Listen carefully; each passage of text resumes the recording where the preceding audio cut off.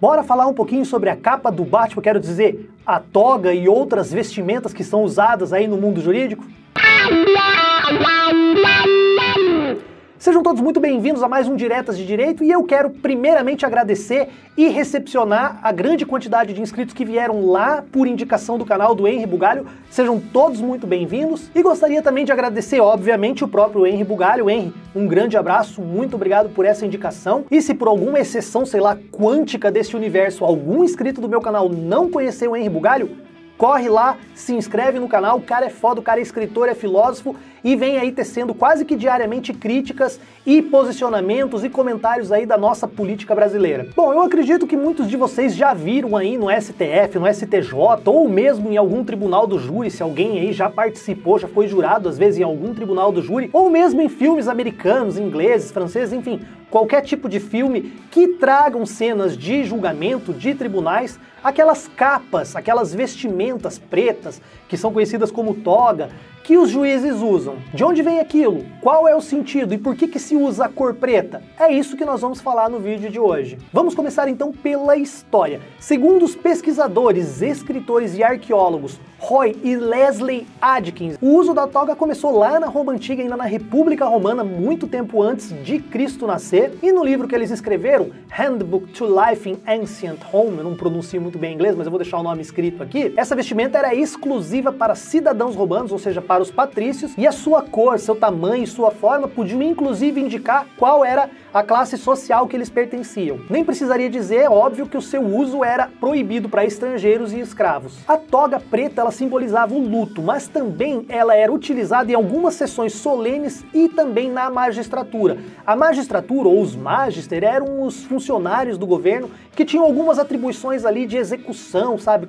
Hoje como se fossem os prefeitos, alguma coisa nesse sentido, mas que também eram juízes. O que nós podemos concluir de cara é que a toga, ela relevava um status social, ela tinha uma questão até de ostentar a sua posição. O uso da toga, ela foi ficando cada vez mais restrito, mas ela não morreu, mesmo com o esfacelamento ali do Império Romano e o surgimento de diversos estados, e depois estados que foram colonizados por esses estados, como por exemplo é o caso do Brasil ou dos Estados Unidos, eles continuaram perpetuando o uso da toga, principalmente nessa questão das cortes, dos julgamentos e dos juízes ali que tinham essa função. Acho importante falar, né, que essa separação dos poderes que nós temos hoje em 3 poderes, né, que foi delineada lá por Montesquieu na obra O Espírito das Leis, ele é uma coisa muito mais recente. Então quando nós falamos dos magistrados e das funções de juízes, nós temos que levar em conta que durante todos esses séculos, muitas vezes esses agentes, eles desempenhavam mais funções e continham mais poderes reunidos ali na mesma pessoa. O fato é que a toga que os juízes usam até os dias de hoje é decorrente dessa mesma toga, dessa mesma tradição que começou lá na Roma Antiga. Além da toga, nós também temos uma outra peça que é usada nos tribunais, que é a beca. Se você olhar esteticamente ou visualmente, talvez ninguém veja a diferença, mas para os juristas, né, principalmente para os juízes, há uma questão que precisa ser salientada, que é a diferença, que é a alma do negócio. Toga é a vestimenta exclusiva do juiz. A mesma peça, com o mesmo corte, se estiver sendo usado por um promotor de justiça, um procurador ou um advogado, vai ganhar o nome de beca.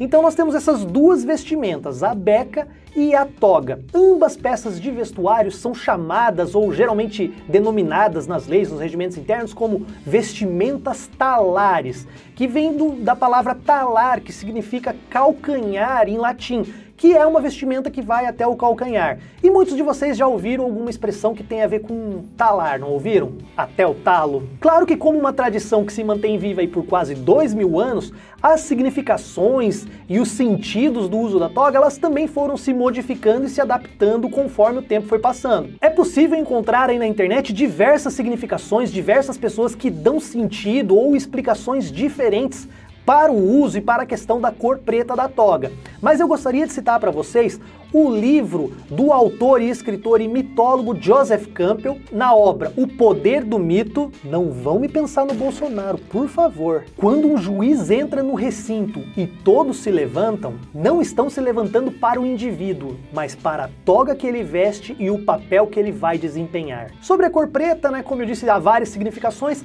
Alguns dizem que o preto significa uma renúncia, que é uma escolha que o indivíduo faz de deixar de lado as suas vocações pessoais e morais para agir em prol da magistratura, né, de uma maneira impessoal. Outros já dizem que a cor preta, por ela não refletir nenhuma cor, por ela absorver todas as cores do espectro, representa a imparcialidade com que o juiz deve possuir ou vai ter para julgar as causas. A presença da toga ela está tão enraizada dentro do direito brasileiro que nós temos até a expressão juiz togado, porque existem diversas situações em que existem outras figuras de juízes, por exemplo, nós temos o juiz de paz ou o juiz leigo, né, que serve para diferenciar aquele juiz que é um magistrado de carreira. Então, esses juízes que prestam um concurso ou que de repente são ministros de cortes superiores são conhecidos como juízes togados, enquanto os outros podem ser juiz de paz, juiz de futebol, juiz leigo, né? Quem faz, por exemplo, quem já atuou em algum tribunal de júri, sabe que os 7 jurados, eles que vão ser o juiz de fato da situação. E muitos advogados se referem a eles como juízes leigos ou juízes de fato, enquanto ao juiz que vai presidir o tribunal e depois vai aplicar a sentença, é chamado de juiz togado. Aliás, até a ideia de se criar uma CPI para investigar o Poder Judiciário ganhou até o apelido de lava-toga. E eu tô fazendo esse vídeo porque surgiu a pergunta, inclusive foi lá no Twitter com o Danilo, um abraço pro Danilo, me perguntou se o uso dessa toga era obrigatório. Pois é, Danilo, o uso dessa toga ela é obrigatório não por força de lei, mas por força dos regimentos internos dos tribunais de justiça que determinam o seu uso, não somente para os magistrados, como também para os advogados e promotores e procuradores que vão ali se apresentar. Se vocês procurarem, eu vou deixar aqui linkado alguns links de alguns tribunais, Tribunal de Justiça do Paraná, Tribunal de Justiça do Rio de Janeiro, Tribunal de Justiça do Estado de São Paulo, por exemplo, são 3 que eu procurei ali e vou deixar aqui embaixo o regimento para vocês. E o próprio STF, que é o que eu vou citar aqui lá no artigo 16, fala que o uso das togas, né, dessas vestimentas, elas são obrigatórias nas sessões, né, nos plenários. Aliás, se vocês pararem para assistir alguma sessão do STF ou já tiveram ali a oportunidade de ver em alguma notícia, muitas vezes você vê aqueles ministros sentados lá com as suas togas, né? Muitas vezes eles estão usando uma capinha mais curta, porque eles têm dois tipos de toga, uma toga mais curta que eles usam no dia a dia e uma toga mais comprida, que é talar, que vai até lá ao calcanhar, para sessões solenes, como por exemplo nomeação e outras situações assim mais chiques lá do STF. Mas se vocês repararem nesses julgamentos, vocês vão ver que às vezes tem algumas pessoas que vêm trazer água, trazer processo, trazer algum pedaço de papel ou trazer algum recado. E essas pessoas que trabalham, esses servidores que trabalham no STF, também estão usando uma capinha. E por causa dessa capa, que é um pouco menor, eles são conhecidos como capinha. Então eles são os capinhas do tribunal que auxiliam ali os juízes, né, os ministros no seu trabalho, no seu dia a dia. Afinal de contas, o que seria um dos Batman sem os Robins? Outro elemento que é bastante interessante, que alguém já deve ter visto, principalmente em filmes mais antigos, mas também recente, que ainda existe, é o uso da peruca em muitos estados que adotam o common law. Na Inglaterra, né, país de Gales, nos Estados Unidos acho que não, mas na Austrália e em alguns países da África que foram colonizados pela Inglaterra. E o uso dessa peruca em muitas dessas cortes ainda são obrigatórios. Para vocês terem uma ideia, só agora, em 2003, teve uma pesquisa, acho que se não me engano em 2008, lá na Inglaterra, é que essas perucas elas deixaram de ser obrigatórias para se tornarem facultativas nas cortes civis, nas ações penais, né, nas criminais, ela ainda é obrigatório. E qual que é o significado dessa peruca? Essas perucas geralmente elas são acinzentadas, quase brancas, porque elas são feitas de crina de cavalo e elas têm o objetivo de passar uma impressão de idade, de sabedoria, de velhice das pessoas que estão ali julgando, sabe? Para passar uma ideia de experiência e sabedoria. E voltando às becas, por exemplo, nesse sentido, também tem algumas delas, tem uma peça que se chama jabot, se eu não me engano, do francês jabot, alguma coisa nesse sentido, que é uma peça de renda, assim, que tem um branquinho aqui, tipo parece um negocinho de cortina, que fica penduradinho, que imita as longas barbas da sabedoria. Então ela também tem esse sentido de passar uma impressão de velhice, né, de maturidade, né, de sabedoria, de idoso, sei lá, alguma coisa nesse sentido. Vocês podem pensar que isso até parece piada, mas se a gente for parar pra ver, no fundo, por mais que hoje não colhe ou que não tenha a ver, não deixa de ser muito parecido com esses estudos que a gente tem recentemente de neurolinguística, de propaganda subliminar, de outras questões que são muito aplicados aí por coaches em treinamento para diversas carreiras, que são técnicas de oratória ou técnicas de persuasão ou técnicas de venda que você usa às vezes determinados tipos de artifício, como um tipo de roupa ou um tipo de postura ou um tipo de entonação de voz, para você convencer ou ser mais influente ou ser mais eficiente naquilo que você se propõe a fazer. E o que eu acho disso, tem gente cortando grama agora.